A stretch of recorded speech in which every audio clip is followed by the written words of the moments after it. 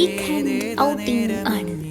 പോകേണ്ട സ്പോട്ടിൻ്റെ അടുത്ത് വരെ പോയി, പക്ഷെ ഊബർ കിട്ടിയില്ല. അപ്പം കിട്ടിയ ഓട്ടോക്കാരനെ വിളിച്ച് പോയി. സ്ഥലത്തി അവിടെ പോയപ്പോൾ എന്താ കഥ, കുറേ ആൾക്കാരുണ്ട്, ഇഷ്ടംപോലെ ആൾക്കാരുണ്ട്.